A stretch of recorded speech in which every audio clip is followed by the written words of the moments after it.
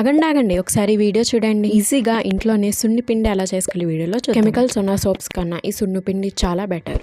ముందుగా ఒక బౌల్ తీసుకొని అందులో 1 గ్లాస్ పెసలు, అలాగే 1/2 గ్లాస్ పచ్చెనపప్పు, అలాగే 1/2 గ్లాస్ ఎర్రకందిపప్పు, అలాగే ఒక 4 టీ స్పూన్లు మినపప్పు, అలాగే 1 గ్లాస్ బియ్యం, అలాగే 4-5 బాదం పప్పులు వేసి మిక్స్ చేసుకొని ఒక రోజు ఎండలో ఎండబెట్టండి. తర్వాత వేపాకులు, మారేడాకులు, అలాగే రోజ్ పెటల్స్, అలాగే ఆరెంజ్ పీల్ ని ఎండలో ఎండబెట్టుకోండి. ఎండిన తర్వాత మెత్తగా పౌడర్ చేసుకొని జల్లుల్లో వేసి జల్లించుకోండి. తర్వాత మనం ఒక రోజు ఎండలో ఎండబెట్టిన పప్పు దినుసులు కూడా వేసి మెత్తగా మిక్సీ పట్టుకోండి. అవి కూడా జల్లుల్లో వేసి జల్లించుకోండి. అలాగే ఒక వట్టివేరు కూడా తీసుకొని దాన్ని కూడా మిక్సీ పట్టుకొని ఇందులో మిక్స్ చేసుకోండి. ఇప్పుడు మొత్తం అంతా జల్లించుకున్న తర్వాత ఒకవేళ లేడీస్ వాడితే అందులో పసుపు వేసుకొని మిక్స్ చేసుకోండి. ఒకవేళ జెంట్స్ వాడితే పసుపు వేసుకోకుండా యూస్ చేయండి. ఈ పౌడర్ ని వాటర్ తో కానీ, లేకపోతే పాలతో కానీ, లేకపోతే పెరుగుతో కానీ మిక్స్ చేసుకొని వాడుకోవచ్చు. ట్రై చేసి రిజల్ట్ కామెంట్ చేయండి.